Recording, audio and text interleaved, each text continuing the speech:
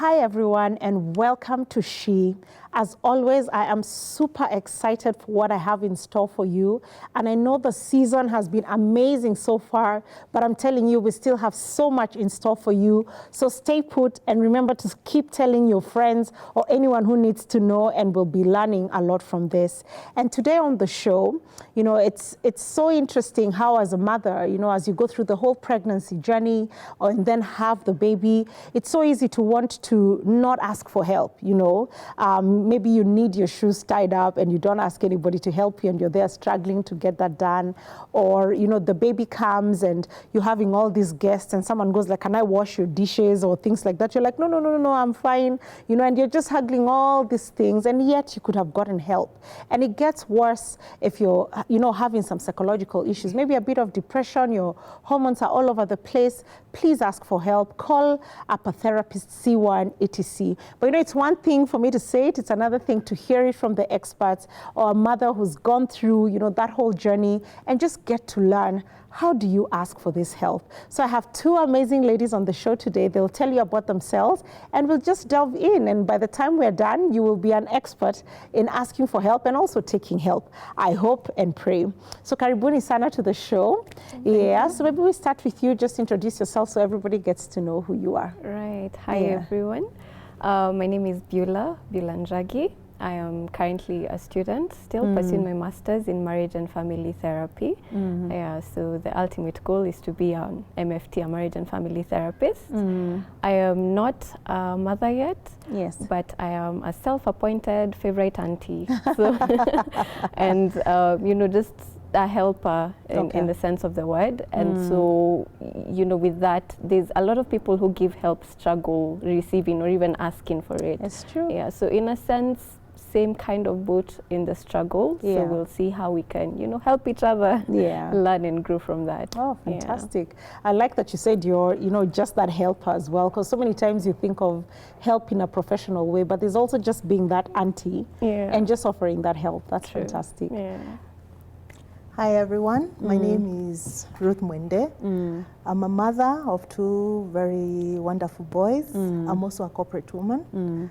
And the motherhood journey has been very interesting. It's also very enjoyable. I enjoy it, and I'm happy that we are here to learn from each other. Great. Yeah. Let's just delve into it. And, you know, I think back to when I had my first child. And I remember, you know, just being home, and because I was home, I was like, you know, I don't want a nanny at this point. Let me just start, you know, just my husband and I, you know, and then over time, you know, when I'm about to go back to work, I'll get a nanny. The visitors start coming in, you know, and I remember rushing, waking up so early. You know, I'm there holding the baby, trying to quickly make tea. And I remember one day I'm even trying to make samosas for the guests, you know, and the guests are coming in. I'm all, you know, just flustered. I'm like, gosh, do I have everything ready for the guests? And they're like, you know, can we make for you lunch? I'm like, no, I got this, you know. Can we wash for you the dishes? Let me hold the baby or whatever, you know, and I just couldn't take that help. And I remember by the time I was done with that maternity leave, I even had an issue with one of my hands. I don't even remember which one it was. And when I went to hospital, the doctor was like, they gave it a name, like a housekeeper's hand. It's, you know, when you overwork yourself with, you know, yourself with house chores or things like that. So they're like, you know, when you go back to work, it will heal. And when I did, it healed. You know, so I literally just worked myself to a pulp, you know. So I don't know, did you go through that as a mother, you know, and did you find it easy to ask for help? How did you ask for help and things like that? Interesting, with my first pregnancy, I think I was psychologically ready that I'm getting this baby, and I was very excited to meet him. But I didn't know how to behave after the baby came. And since I'm alone in the house, I managed to get a house help 3 weeks to my getting the baby. So by the time I'm going to the hospital and coming back, at least there was somebody in the house. But what I didn't know, I didn't tell her what to do. So here I am coming from the hospital, and the girl is there. She's waiting for you to come and give instruction. But I thank God because he sent me a very lovely lady who's been like my mom. And she knew. By the time she came to get me, I came from the hospital. She made food, like enough food. She came with food that could last me a whole week. No way. Yeah. We need to meet her, my goodness. She came God with that. bless She her. came with food and she had everything. And every morning she would come with porridge, with tea. And so it made it very easy for me.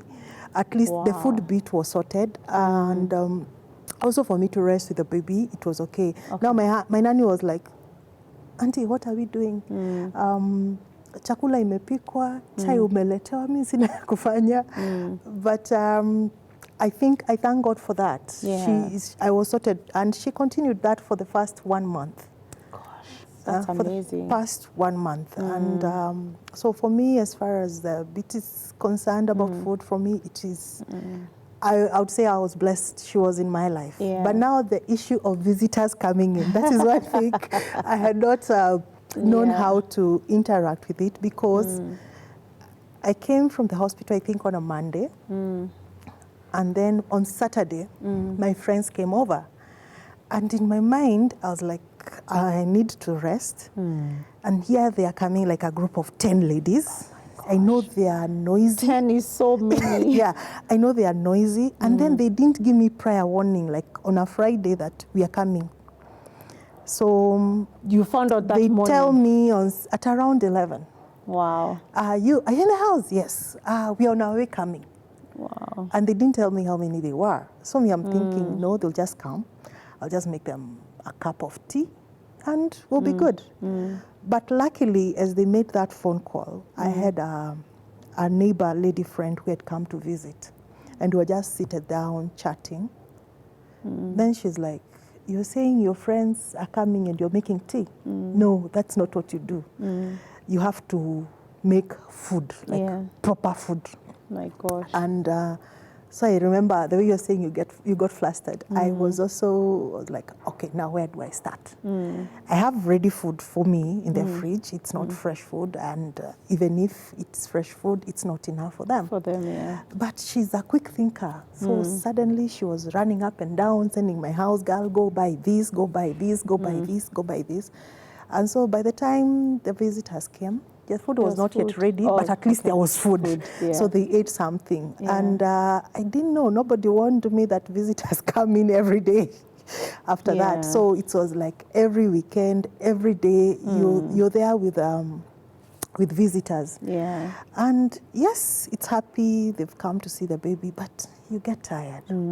And we've been trained. You cannot tell a visitor that I'm tired. Yeah. You've sat down, you feel like, no, I want to lie down. I still am not strong enough.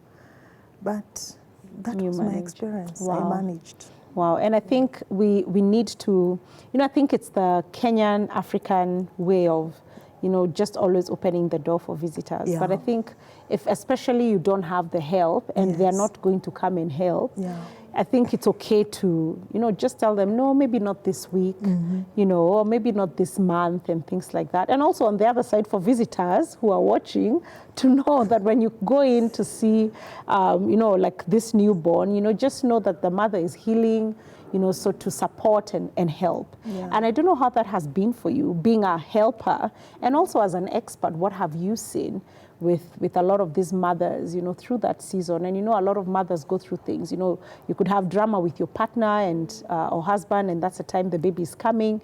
Maybe the husband has traveled, so is not in the country. So there are different ways these babies come. And I don't know how you've seen how they handle the psychological aspect and how to support, with all these different challenges. Yeah. I think, first of all, I'll just start by saying that sounds really unfair to have that expectation put on you to, host a group of people. Your body has just finished manufacturing, so to say, a whole human being that is fully dependent on you for, their physiological needs as well as their emotional and psychological needs. It's true. And it's a very delicate time for these little ones, because everything, when we talk about, of course, their physiological needs are just, their food and, they're sleeping and they're being cleaned and all that. But they're also looking to you to learn, is this world safe? Does my mommy love me? Do this, are these people who are around me going to be there for me? Yeah. And that means that they need a very present caregiver, and present not just in, you know, breastfeeding and you're there zombied out. And I mean, there are times for that, but it counts as emotional neglect for that child when they are just constantly having caregivers who are on autopilot because they're stretched too thin. And so for visitors and, you know, other professional aunties like myself, can we just show up for showing up, you know, not expecting to be hosted? This is the time where you should literally be hosting that mother in her home so that she can rest, so that she can, you know, give herself time to release that stress, to release that anxiety, to release those hormones, so that when she's holding her little one, she's able to connect and what we call, you know, emotionally attuning with that child. Because what's going on in that brain is they're developing mirror neurons, because they don't have the capacity to, you know, think cognitively, and, you know, they're not developed, right? It's just a point of developing. And so they learn from mommy's face how the world is, and daddy's face, you know.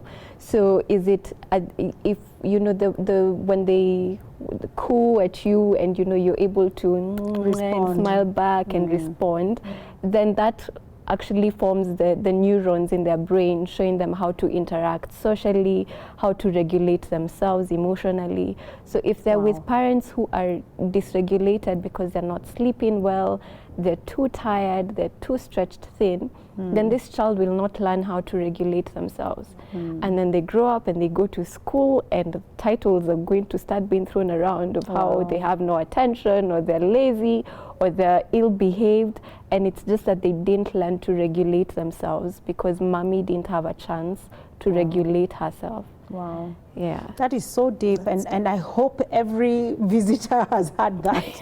You know, because I think also so many times the guests come and maybe even stay so long, you know, and I know like sleep is such a big deal for, you know, at that point. And it's rare. I remember having some visitors who would be like, Faith, you go sleep. Have you expressed some milk? You know, we are going to whatever, just feed the baby. And I don't know, sometimes also as a new mom, like you shower like for 2 seconds, because the whole time you're in the shower, you're hearing babies crying. So you're there like quickly getting the shower done to get out back to the baby. So it feels so good to have guests who also tell you, you know, you go shower, take your time. I'm holding the baby, I'll put the baby down. And that really, really helps. I don't know, in your experience, was there, you talked about your first child, so how was it with the second one? How was it, you know, what were the challenges you had? Did you still have this lady who must be an angel come in and still support, you know, or how was it with the second baby? Because it seems like you sort of like had a smooth one with the first one. Did you have those sort of challenges as well? Yes, with the first one, I think the major challenge was the house girl. The house girl issue. I think that's a whole topic on its own, and you really need to deal with it. Because nobody prepares you that this girl will come and then she will leave you when you're least expecting. And they always do. I don't know why. They always try to go away when you're just about to go back to work. And you just had a baby, and now it just... They had bonded with the baby, and now all of a sudden she's gone. You're going back to work maybe in a few days, or you've just reported back to work, and you have to now adjust your mind back to now. Where will I get the new nanny? At what time will they bond with the baby? And how am I? And so it destabilizes you even when you go back to work. You're not able to settle. But that's the first pregnancy. The second pregnancy, I would say, was the most challenging. And I thank God that both my pregnancies have not been sick. They've been easy pregnancy. The courage of the pregnancy itself has been easy. But the second pregnancy, I was not ready. It totally caught me unawares. And I had taken a loan, of which I was servicing. And we had broken off with the man responsible. And then you broke up, and then you're pregnant. So there is all this things in your mind of, do I tell him I'm pregnant? We've broken up. Yeah. How will he react? But also you, as in, will you accept this pregnancy? Are you ready for it? You know, you feel you're not ready. And you're like, okay, now what do I do? What do you do? And unfortunately, at that time, I had a loan, a big loan that I was servicing. And I was like, wow, the money I'm making, it's not adding up. And I think I was stressed. And I had very, I'll say what? I had very bad thoughts. Yeah. I look at that boy, the way he's so loving, he's so present. He's in his, he's such a darling. Yeah. And then I'm like, the thoughts I had, and I keep telling God to forgive me. Yeah. But it's hard. But God came through. Yeah. And you carried the baby I successfully? carried the baby successfully. Wow. But he came 3 weeks prior to. Oh, wow. And was I ready? No. Especially because he wasn't planned for, then came 3 weeks prior, and there's a stress all through. So I was having stress all through. I think in my life, that's the time I've been the smallest. I've always been this big, chubby girl. And then I lost weight. And the doctor, I remember I went for the antenatals, and they were like, you know, you're losing so much weight when you're supposed to be gaining.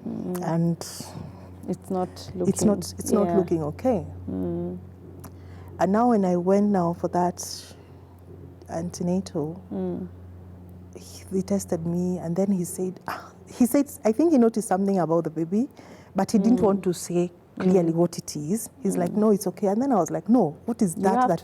You have to say. And then he was like, apana, if the baby is okay. I was like, is the baby all right? Yeah, and then he's like, yeah, baby, ametan, he's fine. But he didn't tell me what it is. And so within the week, I think I'd gone on a Thursday.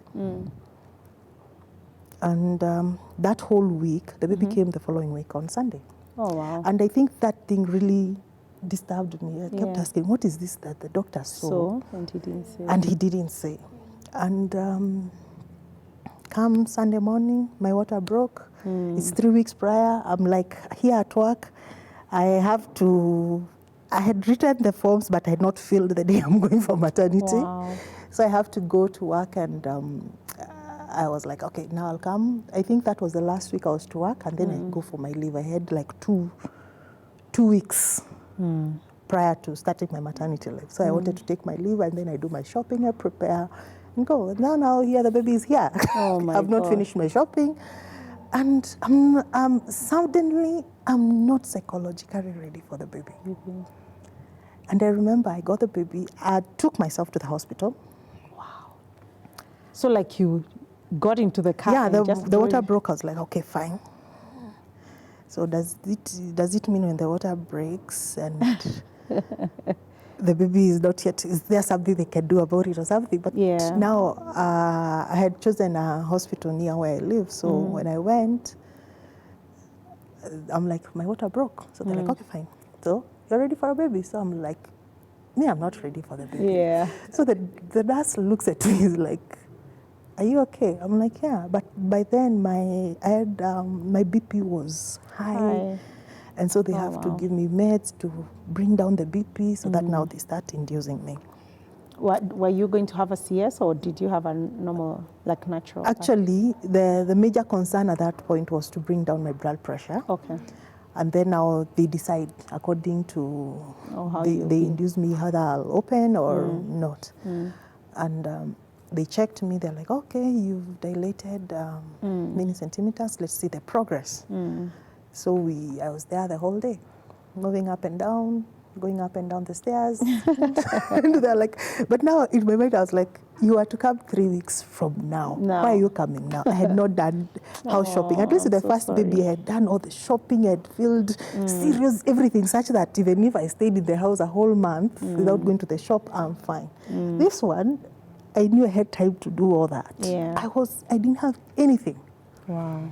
But thank God for my guardian angel. Yeah. She came through. Again. Yeah, because I was going to ask you, so did you leave the hospital straight for the supermarket to buy things? So I got the baby.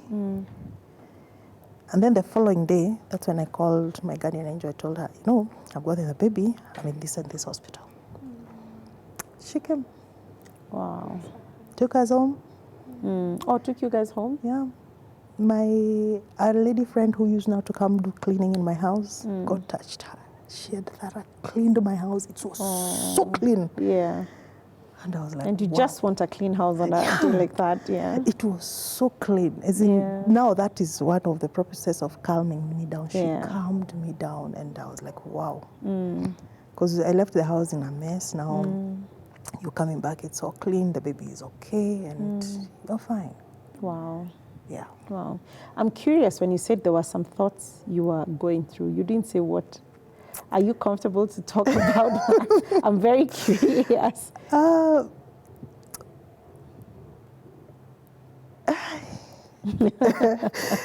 don't know. Yeah, it's what does it say? I will not say it's an abortion. Yeah. But it's like you want to say you pray for something to happen to the pregnancy. Yeah. To end. And it took me so long to like fully accept that. Yeah. Ruth, this child is not going anywhere. This child is, and then now it becomes the most easy pregnancy. No drama. No drama, no morning sickness, no nothing. It's only you and your belly. He was growing. meant to be born. It's in nothing. It's in even the sickness that if people get sick, like no. But it took a while. No, and thank you for alone. sharing that. Yeah. Because I think so many women go through that, and I really want to hear your like expert point of view. Like what you tell women who've gone through what Ruth is just sharing. Because I think so many times, even, like if I think about even the 3 kids I have, most of them came, like at a point that it wasn't like planned. Like you're saying, okay, we want children and all that. And already that destabilizes you a bit, then you just deal with it, right? So I'm just trying to think where you're, maybe even young, you're 18, you're 15 or whatever age, because I think that stress can come at whatever age. And I honor her for, just being able to share that, because I think that helps so many women to just know that it's normal, these things happen. But what would you tell if there's that woman watching and she's feeling, how am I pregnant, and maybe your partner is even telling you, get rid of this baby, or stuff like that, or those thoughts are going through your mind, you're like, I don't need this child right now. Like I was about to get a promotion or something like that, So how do you encourage a woman like that? What would you tell them, as an expert as well? Yeah. I think I also just, second you with that. I honor you for sharing that. Yeah. Yeah, because I mean, it takes a lot of bravery. Yeah, and the unfortunate, pregnancy in itself, I haven't been through it, but I imagine that it is by itself a very stressful experience. So now when there's all these external factors where, there's all this strain as you're talking about, and I think it is something that a lot of women go through, where it's very rare that everything is ideal and nice and rosy and you're just on a bed waiting for the baby to come. Life is still happening as that happens. I like that, yeah. And I guess that's why we're here, because in those situations are the spaces where you need support the most. But it's also the hardest to even just own up to what you're thinking and what you're feeling. And unfortunately, if you were to share that, I imagine what society would tell, we would shame you, for thinking that, for feeling that. And we've had even nurses who say the meanest of things. So even just hearing your experience, I'm just like, you literally got surrounded you with angels, even at that hospital. Yeah, but it needs, that change needs to start with us. Just being able to extend compassion to yourself, being able to admit that, yes, this is hard, I am struggling, I am in pain. Because if you're able to extend compassion to yourself, it becomes easy for me to, be with Mwende and sit with her pain and extend compassion to her. So that's how we start building a healthy community, when we're able to look at our own pain and acknowledge it and give it room. Yeah, but if there be anyone in that situation, please do seek help. Yeah. And if it's hard to seek it from, the people around you because of either judgment or stigma, or it's just a very unhealthy relationship, there are professionals who are there for the sole purpose of helping you without judging you, without judging your thoughts, your feelings, your experience, just to walk that with you. Yeah. So if there's not a friend to call, just find a therapist, find someone, a professional who can walk that journey with you, because you do need it. Again, if we go back to what we've talked about, even from inside the womb, the baby is very aware of what mommy is going through and what mommy is feeling. Yeah. And so when mommy is emitting a lot of cortisol, the stress hormones, it does actually affect that baby's development. And it could even be, a contributing factor to why baby decided, 3 weeks I need to get out. Let me show up. Yeah, because there's a lot of stress that's happening that is harmful to your own body and then out to baby's brain. Yeah. So once we find out that, mommy is expecting, I think the job of everyone around that woman should be, how can I lower her stress levels? If we do want to have a healthy baby, grow into a healthy adult, then it starts from when they're right in the womb. That's true. Yeah. That's true. And I'm grateful that you've shared so openly and you've encouraged us as well. And I'm just, I'm glad that we've shared this. And I pray this is like a video that can be shared in every baby shower, where, all these friends and all these people around you can get to see what mothers go through the pregnancy and even after, so then you're gracious when you visit them. You're more supportive to help, that would have more angels like your friend, to be able to just support mothers more. And I just wanted to ask if there's anything you'd want to tell any mother out there who's watching, as God leads you, to encourage them, whether they're going through what you went through or whatever it is. What would you tell them?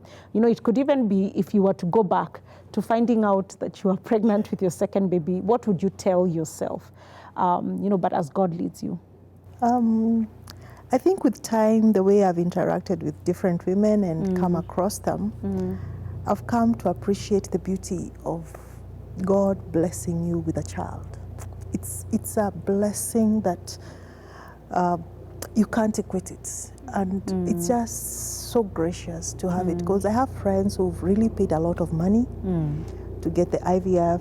Others are really struggling and their marriages are breaking up because they don't have a child. And being in an African setting, a child is like what cements your marriage. Yeah. Your marriage. Eh? So true. So whoever you are out there, if you find out that you're pregnant, okay, I know there are many different things that will come up into you, but just look at this blessing that God has bestowed up to you to bring forth life. And just pray for your health and the health of that child.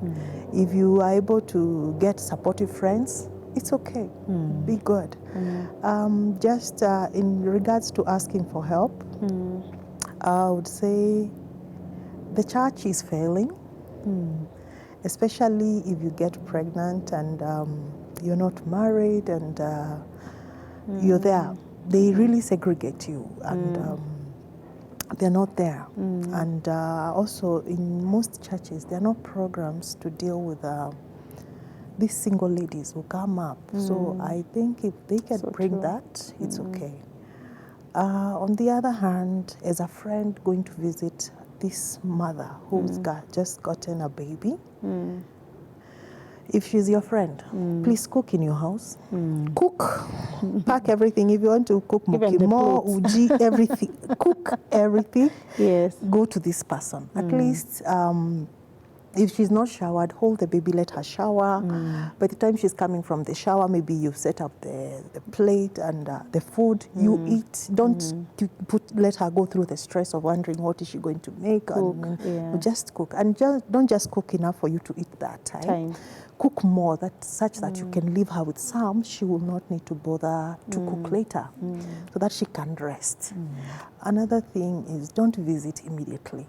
Just give her at least I feel you. At least 2 months, Yeah. 2 to 3 months. Yeah. You know, the baby is growing, and I keep telling my friends, Mina, I come to see a child who can laugh back at me, who can give me a smile. You know, yeah, as in somebody, even when you are holding, is not so delicate when you're holding this child. And when you do that, it will give the mother at least some time. Yeah. And when you're going after 3 months, at least the mother's is more energetic. She's able to even sit down and have a chat with you. And she's also able to express herself better because maybe she's understood her Herself routine and the with the baby. Yeah, Yeah. so true. But when you go so soon after getting the baby, she's trying to get her routine with the baby, and here you are, so there's a lot of interactions. Yeah. Yeah. Thank you. Thank you. That is so wholesome. You know, I remember after my first, I think the first baby comes with a lot of things. I remember going through like so much trauma from the birth. Because it was a CS, I didn't expect it. You know, you're just expecting to have a vaginal birth, and it doesn't work that way. Yeah. And just the whole thing of epidural, the pain with the CS, I was traumatized by that. And then there's this child you're looking at. I remember trying to breastfeed the first time. I'm like, why did people make it look so easy and it isn't? So all those things together, and you know, just looking at this little human, and they're just looking at you with such expectation, and you're like, I am this child's food, and that just weighing so heavy on me. And I'm just curious, even as we close, what do you tell mothers to encourage them to, which word do I use, to be more like stable? You know, are there things we can do as mothers, especially after the baby comes, or even during pregnancy, that can stabilize us? Yeah. Yeah. That's a really great question. And yeah, you're right. There's a lot that's happening. I imagine there's, you know, your body, there's, you know, external physical wounds, and there's emotions that are everywhere based on, you know, just that whole experience. Yeah. And I tend to imagine that a journey of motherhood is one of those ones, it's like marriage. It's one of those things that really form a mirror into some of the wounds you've never quite healed. And I think sometimes why we even struggle with asking for help is because of some roles you were given as a small kid, where you were, especially for firstborns, where you were parenting the others, and you were so used to being the caregiver that for you to sit down and actually think of what you even need to tell the house help, you have no idea, because you're the one who's been expected all this time to hold it together and to hold others together. So I think throughout that whole journey, if journaling could be a thing that you do, where you're able to just give yourself expression and let go of that shame of, you know, needing someone and extending compassion to yourself. There's, you know, some breathing exercises that you can learn to just help with, you know, anxiety and calming down that will be helpful even as you're interacting with that child. And it becomes even a great thing to teach them when they're, you know, toddlers growing up, so that they learn how to regulate themselves. There's, of course, making sure you're getting enough sleep as much as that's possible. So I know sometimes some situations are extreme where, you know, you still need to figure out finances, or you're alone and, you know, there's no one there. But if I strongly believe there's always that one person. God always sends that one angel. So being able to lean into them so that you're able to give yourself enough rest, get good nutrition, with the understanding that for you to be able to take care of this child that's either growing inside you or is already outside you, you need to first be okay.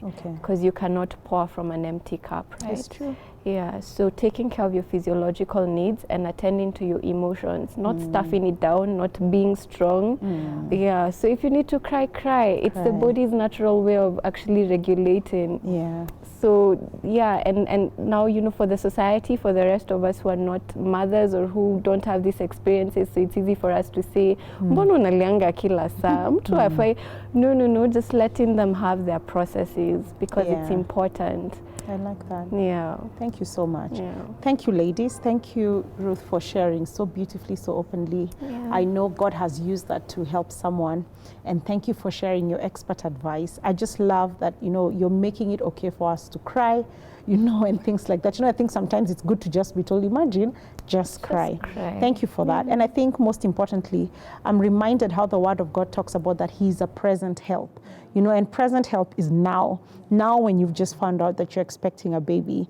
Now when you've just come from hospital and you're like, what do I do with this little human being who's fully dependent on me? You know, like you said, you know, God chose you as the steward of that child, and He's given you everything that you need to be able to take care of that child. And I think it's so important to be reminded that as a mother.